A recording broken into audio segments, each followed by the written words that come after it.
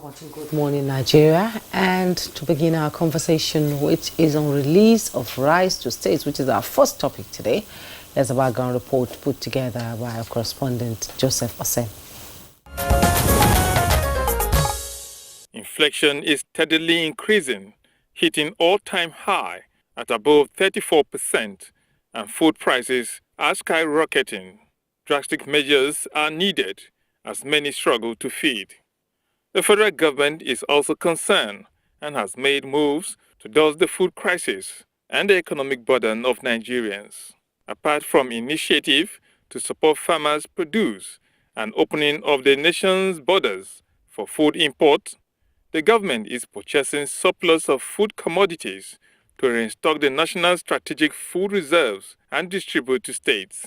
After the Federal Executive Council meeting a few days ago, the Minister of Information and National Orientation, Mohammed Idris, briefed newsmen saying government has dispatched 20 trucks of rice to each of the 36 states and the Federal Capital Territory, Abuja, to distribute to the most vulnerable persons. And government is not saying that by this supply it is solving all the food challenges or the food problems that we have around the country.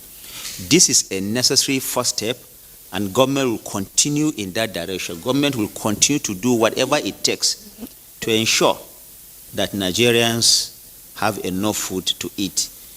Of course, you also know some of the interventions that the federal government has done in the agricultural sector, boosting our own capacity to produce food, not just for our domestic consumption, but also possibly for export. And government will continue to do that.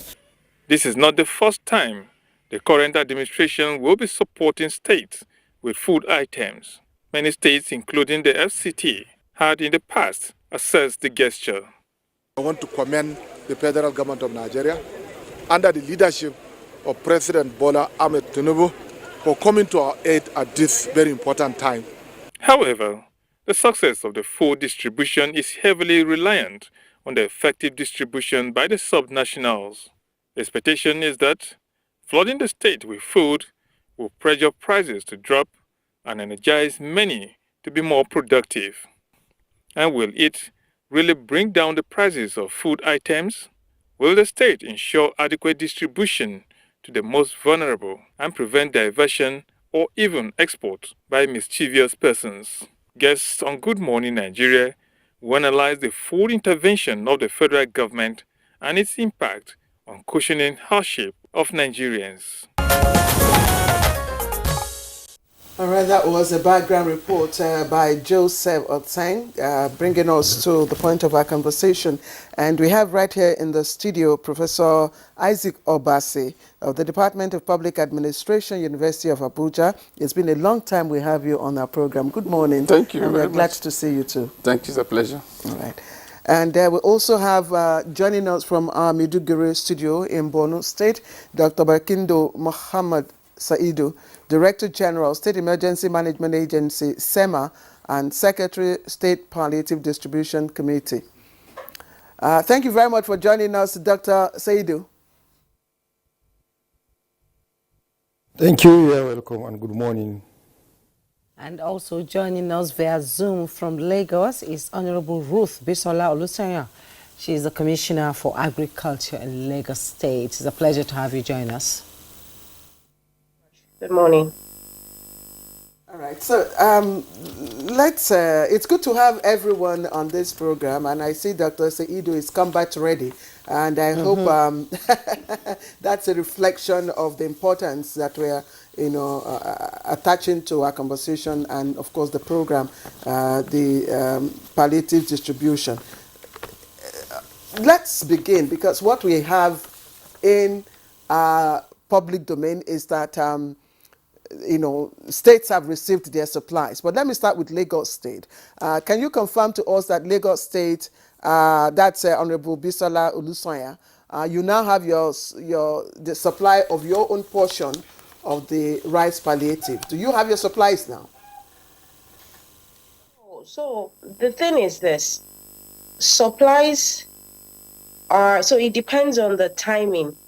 We had received some palliatives from the federal government a few months back, as far back as I believe April, May, we received truckloads of rice, which we distributed along with our own Jericho palliatives for the month of July. And expecting another consignment, which we heard, as I believe everybody heard, is a 20 truckloads of rice, which we have not received yet.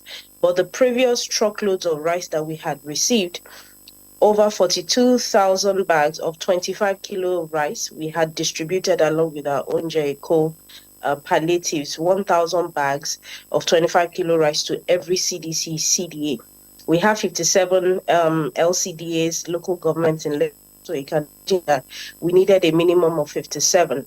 So including what the federal government gave us, plus what we had as a state, we shared across board to all of the local governments and LCDs through the CDC, CDA structure.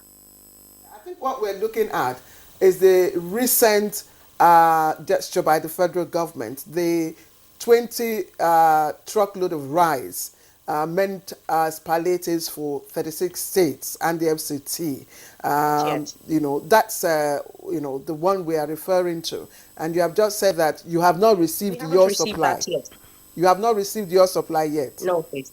Okay, let's quickly reach out to Maiduguri, where Dr. Barkindo Mohammed Saidu is the Director General State Emergency Management Agency, SEMA, and also the Secretary, State Palliative Distribution. You know, this is another set of palliatives for Borno State, and we know that Borno has been distributing palliatives because, you know, of its peculiar case here. And have you gotten your supply already? And how is the distribution going to be like? Because I'm sure Borno State has a social register where, you know, most of the vulnerable people out there. And of course, the IDP camp is reducing as people relocate back to their ancestral homes. So how is the distribution going to be like? And do you have the 20 trucks available in Maiduguri now?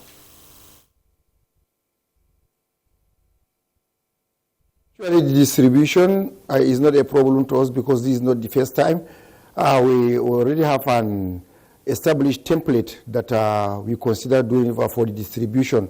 Usually, we consider some categories of population, that is the most vulnerable population among them. We consider women, head of household, that is sometimes the widows. Also, we consider the aged people and people with serious illness. And at the same time, we consider people with disability. These are the first line of population that we consider in our distribution. In all of the distribution, never a time that since we have a design model, none of the beneficiaries, targeted beneficiaries, usually didn't get. We always try to see that we have it in surplus based on our planning and also based on our targeting. So actually, our distribution in Borno State is not a problem and it's not a new thing. We already have an established structure on the palliative distribution. Do you have your allocated 20 trucks of rice right now in Maiduguri? Yeah, we are yet to receive it actually, but we have gotten information that it is on its way coming. That is why we have started pre-positioning ourselves for the instant and immediate distribution to the beneficiaries without any delay, based on the directives of His Excellency the Executive Governor of Borno State, Professor Babagana Umar Zulum. All right, thank you. We'll still remain. We have a guest here in the studio, but let's establish, you know, the baselines, and we'll go back again to Lagos. Borno, again, like Dr. Saidu said, has an established template, you know, for distribution of palliatives. I mean, we know, and the model is such that they are classified into three groups. You know, those still in IDP camps, or those, like Jumaine said, people, you know, a lot of the IDP populations are moving back, are being resettled. So they also have the IDPs that have been resettled, and then they have the indigent that are in the metropolis or towns, and then they have other groups. So Borno has a well-established template for distribution. But what is the model that Lagos has been using? Are you going to rely, when you do have your supplies, are you relying on that model, or are you going to, again, wait for government to generate a new template for distribution? Very much. I believe Lagos has been a pioneer when it comes to food welfare distribution for its citizenry. Going far back as COVID-19 period, we were the first pioneer state to emerge in food distribution, and I believe that as a result of that, even several bodies, including the World Food Programme, had tried to utilize our model of distribution. The demography of Lagos is very different from that of Borno, so to each his own. With regards to Lagos State, we have the social register domiciled with the Ministry of Economic Planning and Budget. That register has a database of over 2.8 million Lagos residents. But apart from this register, we also have LASRA, which is the Lagos State Residency Registration Agency that captures as much as possible Lagosians living in Lagos. Aside that, we have the CDC CDA structure, 57 CDECs, and then over 4,000 CDAs through the Ministry of Local Government and Chieftaincy Affairs. Through this structure as well, we have a list of the vulnerable population. And then we also rely on NGOs and civil society organizations, particularly working with our Ministry of Youth and Social Development. So when you consider and amalgamate all of these registries, you are able to come up with a substantive quantity or number of names of people across the various local governments in Lagos that are vulnerable. We also rely on our traditional bodies to help to understand and to ensure that we are targeting the right people, as well as through our religious organizations. So with all of this, we have a concise list of names where when we have to commence distribution, we're able to do it effectively. Is it 100% foolproof? I don't believe any part of the world you'll be able to do 100% foolproof distribution, considering the fact that regardless in our system, data can be a bit of an issue in terms of ensuring that it is accurate, but to a large degree, and because we also have monitoring committees, we have the palliative advisory council as well, set up by Mr. Governor, Mr. Babajide Olusola Sanwo-Olu. It ensures that we have several layers of monitoring and compliance to ensure that the foods go into the right homes. We have done this over and over again, and I believe that we keep fine-tuning and getting better at it. And I believe that whatever it is that we receive from the federal government also at this point in time will be well distributed. I like the fact that of course, you pointed out that the demography of Lagos is quite different from Borno, and quite so. But even there, Borno, already has a seamless,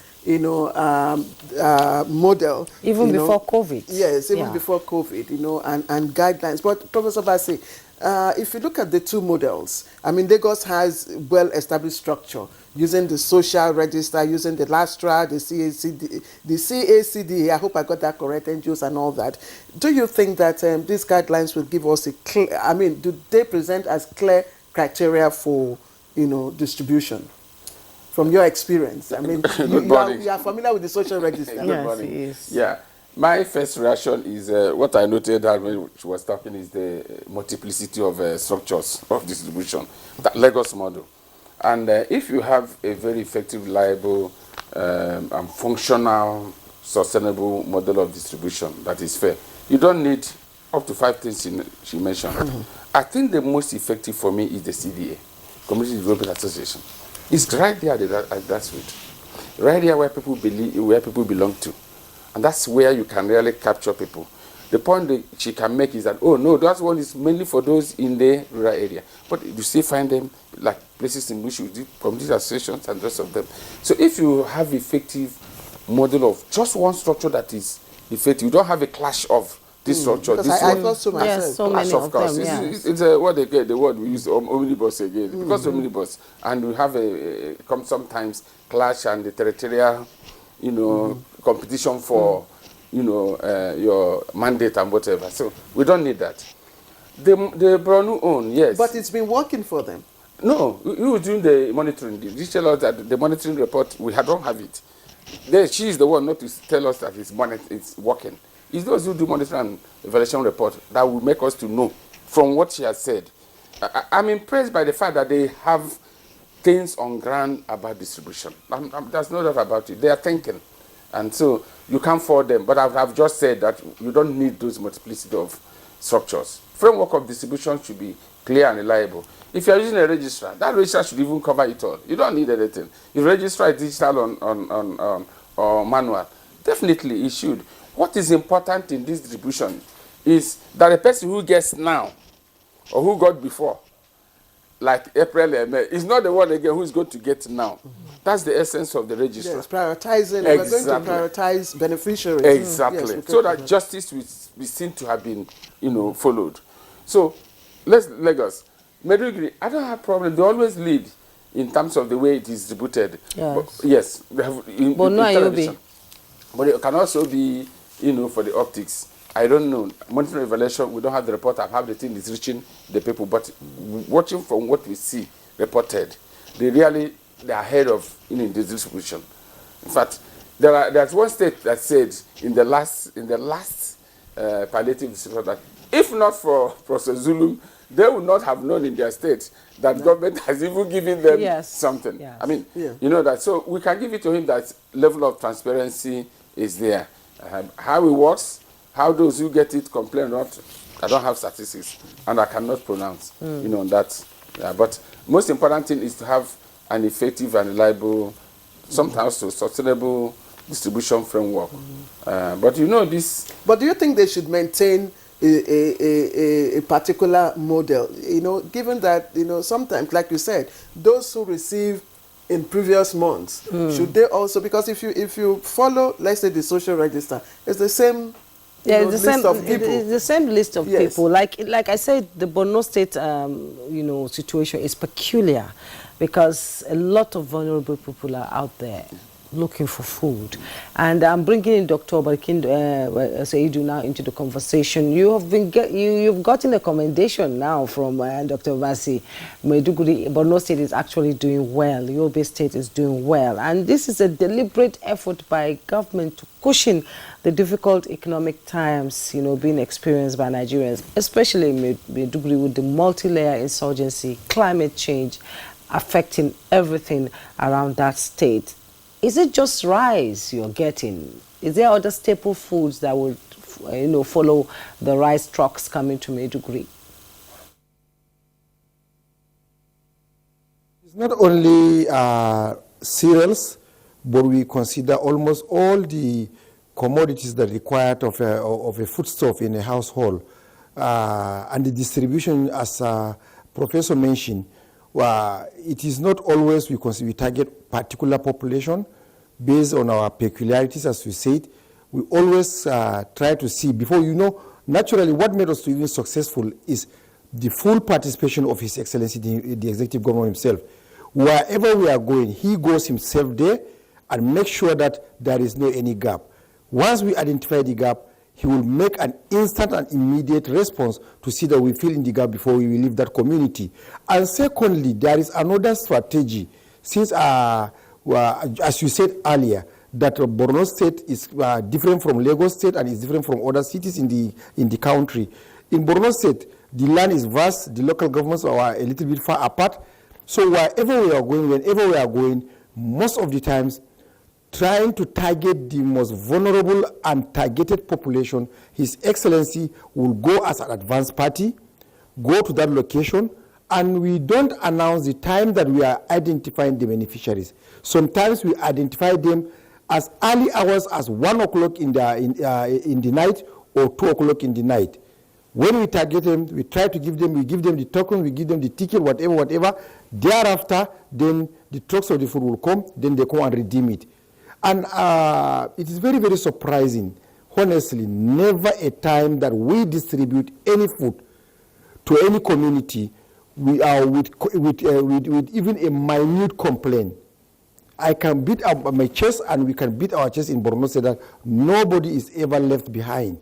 Any community that we target. So these are the kind of approach or strategies that made us to be successful. We are always, even in any community, we always consider the most vulnerable population. So basically what we can say is that it's not only cereals that we distribute, because in the state, most of the population were affected by this insurgency. The effect is on their nutritious status, the effect is on their health status, the effect is in their social status, the effect is on their moral status. So normally, whenever His Excellency goes to any location, he tries to see that he gives them what can make the food, and also he tries to see that he gives them what it can make it to the soup. That is the condiments, the salts, the vegetable oil, the cereals itself, then the protein, that is beans, etc., etc. These are the packages making the basket of each household to be given. All right, thank you, Dr. Bakindo. Thank you. Again, let me bring in Honorable Ruth Bisara Olusonya. In terms of equity, how do you define who should benefit from the palliatives from the multiplicity of registers that you have? The notion that I have a multiplicity of register, that needs to be cleared first. The initial question that was asked was in terms of the model and in terms of database. LASTRA is an agency that is in Lagos. So, through the CDC, CDA structure, we do a verification to ensure that these people indeed live in Lagos. So it's not that there's a duplicity or multiplicity of registers. It is that there are checks and balances to ensure that across the several names that I had mentioned, we are able to come up with a final list which encapsulates as many people as possible, cutting across different areas and from different demographics within the Lagos state as a whole. So what we have is to ensure that if the CDC gives us names through the LASTRA, through the social register, we make sure that we check just to ensure that, yes, these people indeed are here. What we also try to ensure is that we receive feedback. We give the opportunity for feedback from community members. And like as I said, we use volunteers as well through the civil society organizations to ensure that in terms of distribution, the distributions have been done effectively, and we can ensure that, yes, at the end of the day, the foods have gone to the right people. With regards to the selection, so we have different criteria and a listing of the criteria. So we'll mention those with special needs, those that are probably widowed, those that are underemployed, meaning that they have some form of employment, but it's not regular. We would have some student population as well. We would have people that are elderly, above 60, depending on the categorization according to location, and so on and so forth. So there is a criteria that we have as a state government, and with a reliance on the social register as well with regards to, based on the Ministry of Economic Planning and Budget, the categorization of someone who is considered a vulnerable citizen. Like I said, we also work with the World Food Program, and as such, we've been able to come up with quite the description of the kind of person that we believe should be entitled to getting food in Lagos State. Indeed, you know, you've really explained the multiplicity of your distribution chain, and it's good. Other states also have their own style of doing things, and you know, with the huge population in Lagos, I believe it is not an easy task to be able to do that. We'll now come back to the studio where Dr. Obasi, Professor Obasi is seated. You know, there have been calls for states, federal government and local government. Now they have autonomy, they will have the cocoa to do what they want to do, you know, to come on board together to ensure that we have food security in this country. And I believe, you know, if all hands are on deck from bottom to top, it will be possible. Now, food security is one of the high points of the Tinubu administration. I said that no Nigerian should go to bed hungry, but there are other factors that will ensure food security. What are they? And, insecurity is one factor that stops agriculture from growing or exploding in Nigeria with a huge arable land, everywhere, but insecurity will not allow us to do it. Will the distribution continue? Thank you. I think a gap we've left before we answer this is the substantive issue of this discussion. Assuming we have the most perfect, efficient, and effective means of distribution that is fair, what is distributed is an issue. Yes, we'll talk about quantity. Yes, but before I come to that, yes. When we have talked about that, we can go to how are we going to now make sure that this does not become distribution every time. Every time, waiting for that. What is being distributed is it's a 20 trucks and that's 24,000 bags of rice. With a population like Lagos. In the last distribution, some states claimed, some residents in some states claimed they got as much as a mudu for a ward. Yes, 1.5 pints of plastic. For an area. Yes, for an area, and we had lots of complaints from different states. So, I mean, this is again another 25 kg. How far? Can you go? Yes. Let me first, before I now make comment that looks like criticism, say thank you. Government is a good intention. So like Professor Zulu mentioned that thanking the federal government is good intention. Like my supervisor said many years ago, gratitude is the least of all the virtues. Gratitude.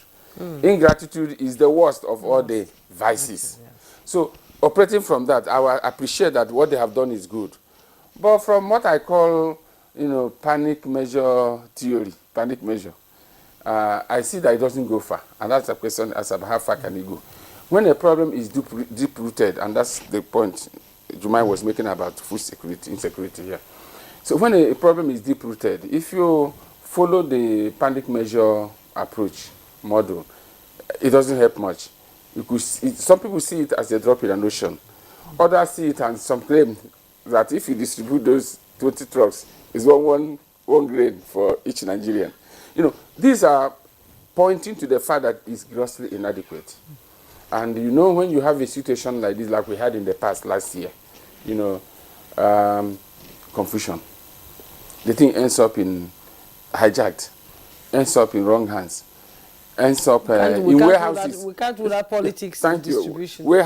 Warehouses where let us wait till the thing comes. But before then, either flood, it happened last time, flood messed up the thing, or Iraq crowd, those who are hungry and went and opened the place and scattered them and the rest of them.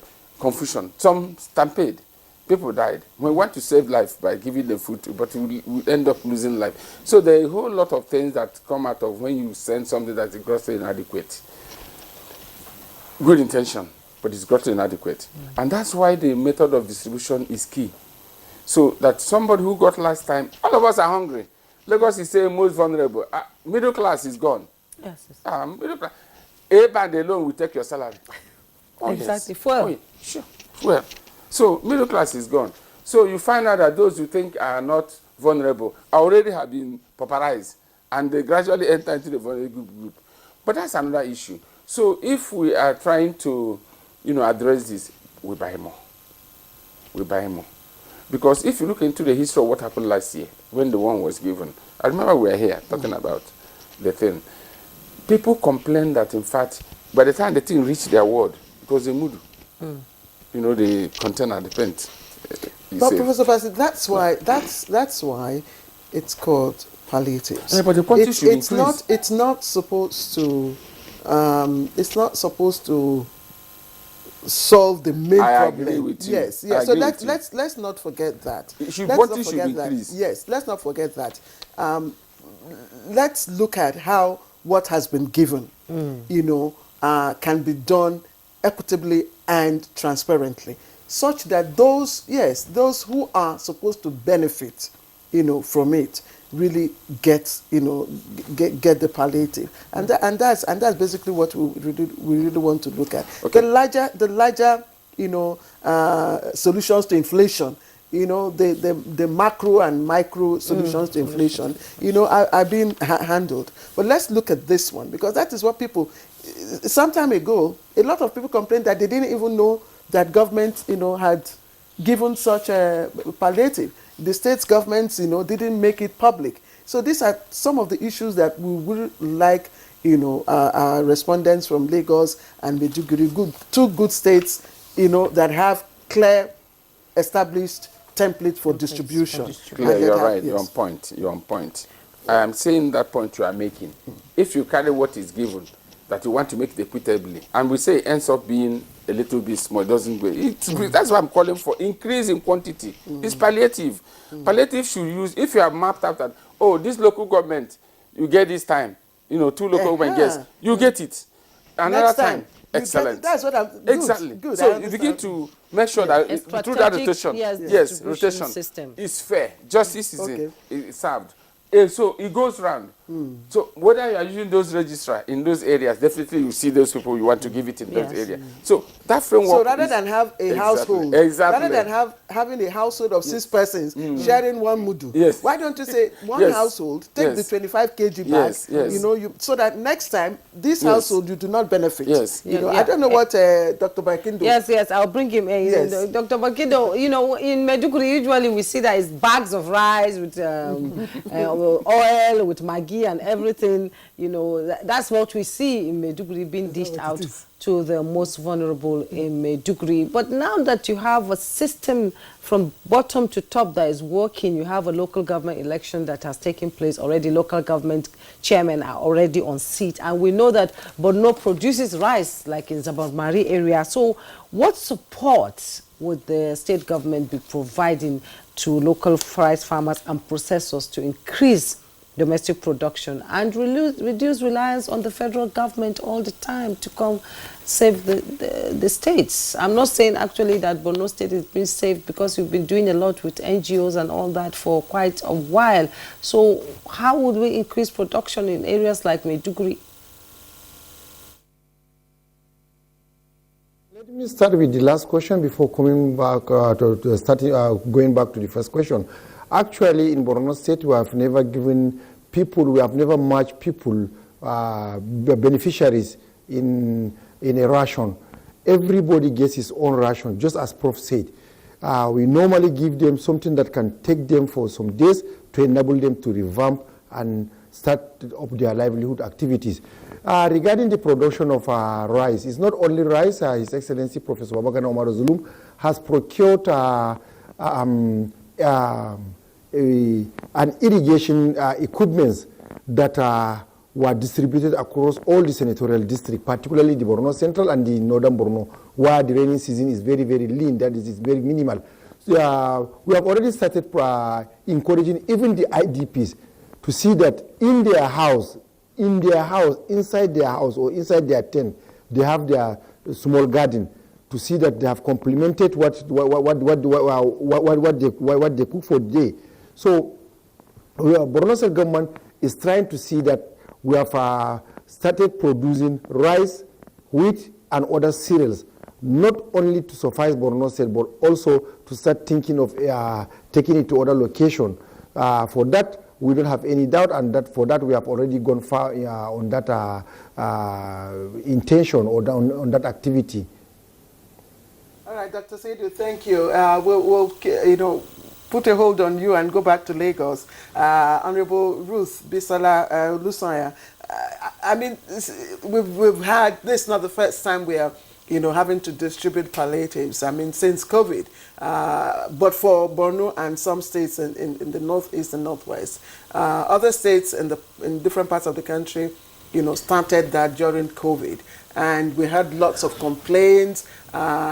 The most important complaint, or the most concerning issue, was the issue of quantity. And I'm wondering how you intend to distribute a 25 kg bag of rice. Let's say per a household of 6, do you ration that 25 kg, or do you say a household of 6 persons take a 25 kg bag and then you go on to distribute the rest in that format I'm wondering what model you're using to do that.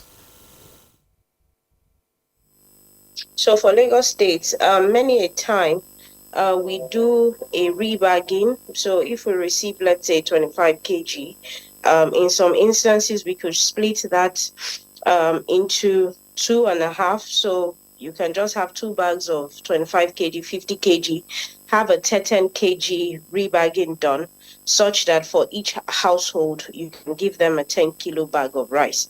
But for Lagos, we don't also just give one food staple item. It will be a minimum of 3. It will be rice, beans, gari. In some instances, we have also distributed tomato paste. We've distributed salt alongside, as well as bread. So for us, we make it a combo package. And aside this distribution of staple food items, we also work with FMCGs, fast-moving consumer good companies. For instance, let's say flour mills, where we also put together a food combo box that has a multiplicity of different products that are also consumed in the home and particularly loved by children. So we have different types of packages for the home. And as such, we try to ensure as much as possible that for one family, they have something substantive that lasts of 2 frequency of consumption of those particular food items. Okay, so how long do you think that should last for a household of, I don't know, how you grade them. Some say household of 4, others say household of 6. So we would look at roughly, let's say, a household of 5, 4. I mean, Lagos is more metropolitan. So on the average, you would have the family size would be smaller than maybe most parts of the country. So we usually would stick to a family of 5. And like I said, depending on the frequency of consumption of those particular of 2 weeks, the food items should be lasting for the family. I'm still going to stay with you briefly. You know, people say it's not just about receiving the palliatives from government. How will you ensure the quality and safety of the rice for consumption, and what standards have been set so far?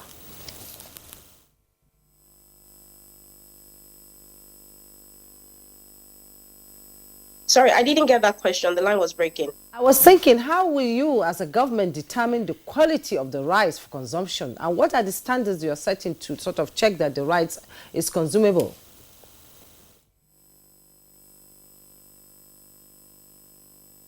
Okay, so rice usually has an assumption would be that on every bag there's an expiry date on the rice. On average, from time of packaging production up to expiry would take an average of, let's say, 3 years. Majority of what's, at least all that we receive and what we also as a state produce, it is long lasting enough. So staple foods do not have a low shelf life, or in terms of the timing from production to expiry. So the shelf life is usually very long, and as such, we stick to this particular food staple items. When it comes to gari as well, in terms of quality, obviously, as we receive items into our storehouses, we also do a FIFO arrangement of what comes in first must go out as quickly as possible. So as such, our team definitely goes through this. We also work very closely with our State House of Assembly. They have oversight function, and as such, you see the committee, particularly on agriculture, coming to do checks to ensure that what is being procured is good enough as well for people to consume. We also have Food Safety Commission in Lagos State Government. They also come to ascertain that what is being packaged for the people is good enough. And as such, you have different bodies doing different things to ensure that what we are giving to the people is good enough. Ministry of Environment will come around as well to ensure that in terms of the location where packaging is being done, it is hygienic enough. And as Ministry of Agriculture, with being in charge of food, it is, I mean, it is just imperative and it is just logical that would also ensure that our people, you know, they wear the kits, you know, just to ensure that even the food that is being packaged is being done under hygienic conditions. So we take great measures to ensure that what is being distributed to people is of good quality, because we also do not want a situation where what we are giving out becomes something that becomes a health issue across board for many. All right, thank you. Honorable Bisola, we'll keep you on hold for a moment. We'll return to you probably to find out more on what you're doing, you know, as a long-term measure for food security, as Commissioner for Agriculture in Lagos. Please just take a deep breather. We'll get back to you presently. And let's get back to the studio. And I want to ask Professor Obasi, and my question will border on transparency of distribution. Sometimes people don't get to know, the people who should benefit don't get to know, you know, what is happening. You discover that these things are, you know, shrouded in secrecy and all that.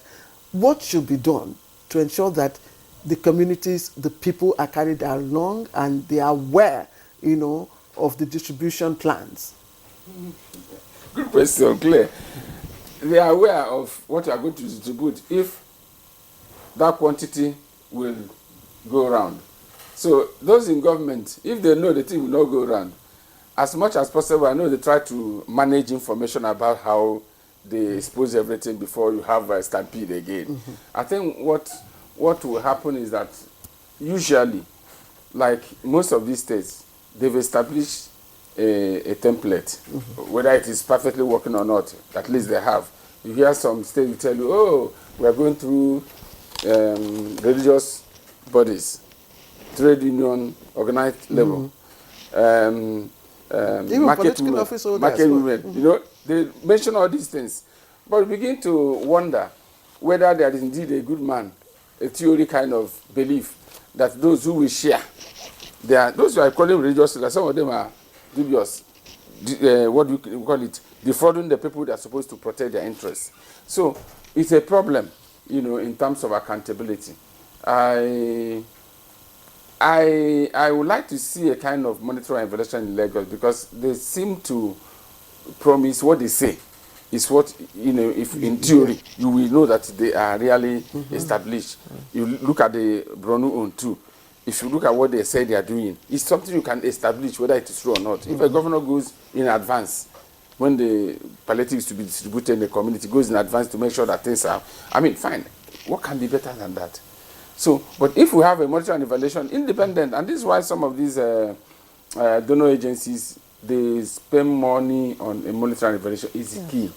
Because that's the only thing that can promote the accountability we are talking about. Left to good man theory. Many people are not good men when they are subjected to this kind of stress the system, you know, gives them. Yes. Except those who are clearly committed to their conscience and God. Many other people are pushed into doing what they're supposed not to do. If a good man gets into politics, if he wants to be good, he's what I'm telling you, now you won't carry Nigeria for help.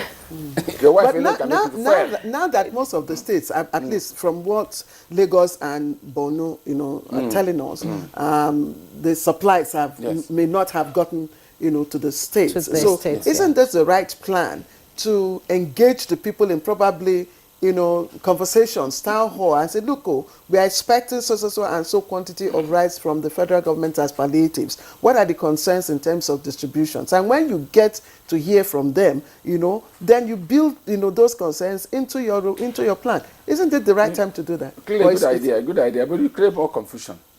The best thing is to do the planning first before the like. If you have a standard model or template of distribution, keep to it. And when it comes, make sure that, for instance, like we keep saying, areas I've gotten before are not the ones you go back to them again. You go to another place. If people know that this is what you are doing, they will not bother so much to complain. Well, it's not only here that we have palliatives. In other climes, you see them having a food bank.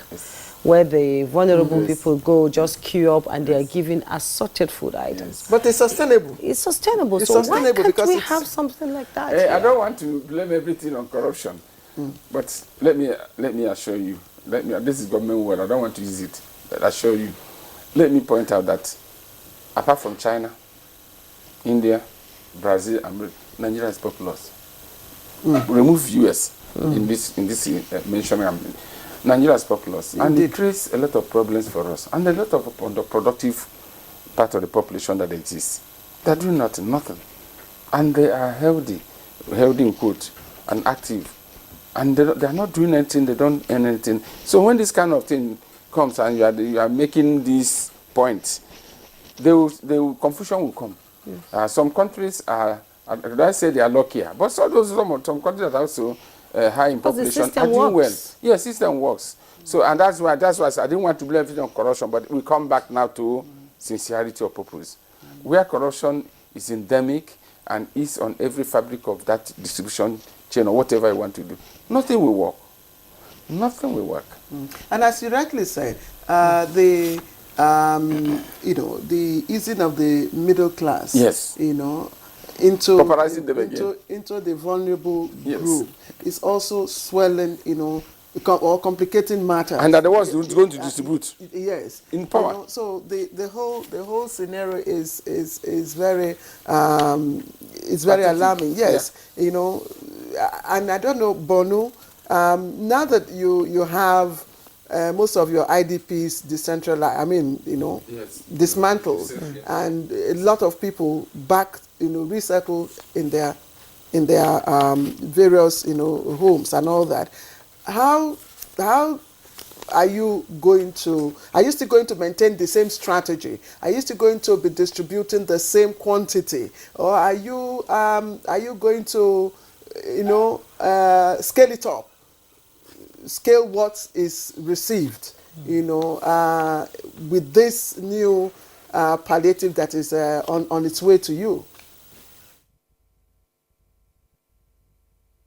Scaling up, it has been the culture right from the very first time that the federal government started assisting the state government or assisting all the states across the country. Borno State Governor himself, anytime that we get assistance from the state federal government, he used to complement it, procure more so that everybody will get it. That is why most of the times you don't have any complaint. And also let me go back a little bit back. It is not surprising to hear from a professor, but actually it is very, very appreciating to hear from him that just as he was in Borno State, all what he described and the method and the formalities are exactly, and that is why we try to see that we overcome it. So actually it's exactly what he's explained that is happening in Borno State. So still coming back to how for the scaling up, yes, never a time that maybe federal government assists palliatives with condiments, with other commodities. But in Borno State, all our distribution comprise this in the basket. Targeting the population, we keep on moving from one location to another location, and also we are targeting even the season. Just about a month ago, our last distribution was done in Kalabalge. Kalabalge is a waterlogged area where once the rainy season has commenced, nobody can access that place. That is why we took sufficient quantity of food items to run for them. That is the capital of Kalabalge. We took it to them. So for the sufficiency, the state government always complement what the federal government gives the state to see that everybody gets it, and at least will revamp them to enable them to catch up with their livelihood activities. Since we said it is a palliative. Palliative normally is not a drug, but actually is to relieve your condition to enable you to pick up and start what you are what you are expected to do. Yes, Dr. Barkindo, Borno State is at times we take a step forward and then we take 2 steps backward, just like what happened in Goza recently. And, you're getting more issues, more responsibility for vulnerable people in Borno State. Do you think that what you're getting is enough to cover the most vulnerable in the state across the local governments? We have 27 local governments, I believe. Earlier, Up till now, we have never had any complaint or grievances from any quarter or from any sector. All the locations that we go, we normally distribute successfully and go without leaving a single household without getting. That one, we are very, very much sure of it. So, and this is what we continue on. Regarding for the Goza, I am an indigenous of Goza. Fortunately, that incident happened when I was in Goza. There was never a time that we had a suicide bomber in Goza. This is a new thing. And actually, we believe it is a progress from our gallant military that they have succeeded in confining all the insurgents into one location. That is why maybe they try to show that they are still alive or they are still active. But that one did not deter them. And another thing that I want to seize opportunity to inform our listeners, despite the fact that it's not in the context, is that the very day when the bomb blast set, the following day, people gathered, went to the military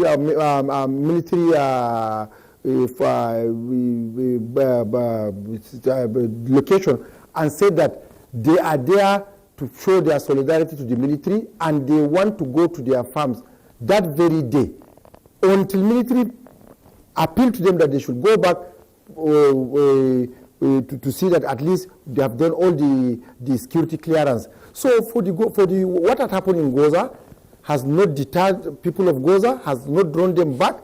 It has even revamped their hope to see that at least things will move forward.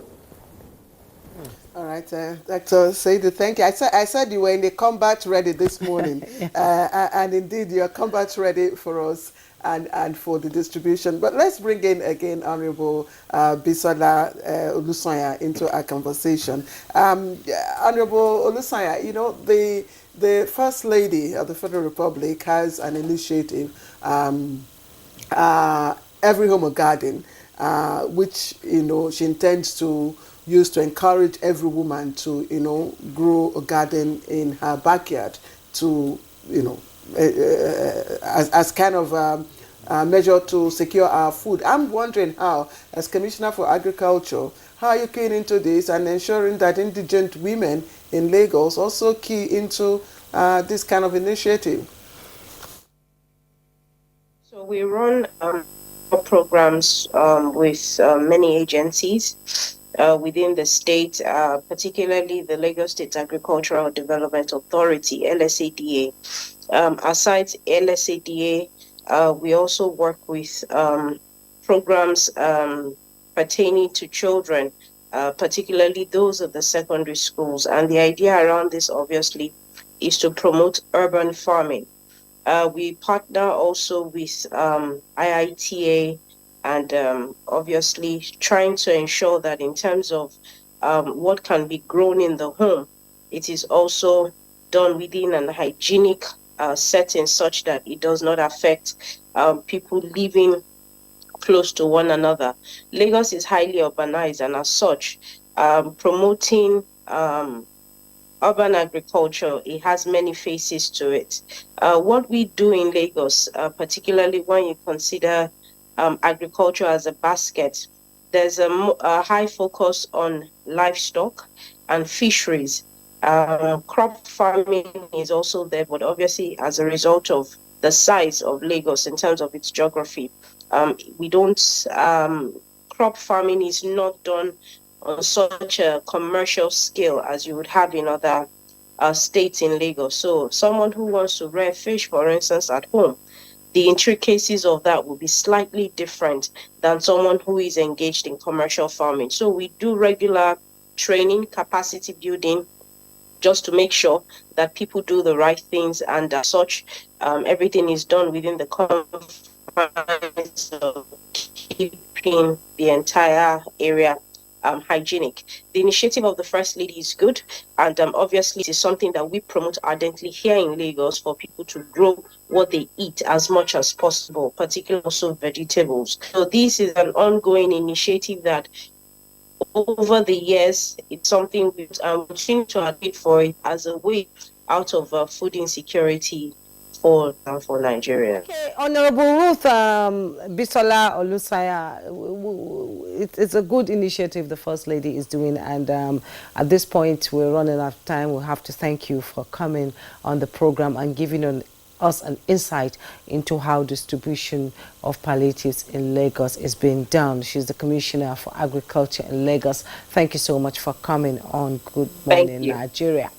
And we also have to thank Dr. Barkindo Muhammad Saidu, Director General, State Emergency Management Agency, SEMA, and Secretary, State Palliative Distribution Committee. Like Claire said, you are combat ready to hit the field. We thank you so much. You can go out and do your thing. Well, thank you for coming on Good Morning Nigeria. Thank you very much. Professor Obasi, we've run out of time. Thank you. But in 30 seconds, can you tell us, project food security in the next 4 years if all the templates that President Bola Tinubu has put on ground will be fully implemented? In Fighting security. Fighting security.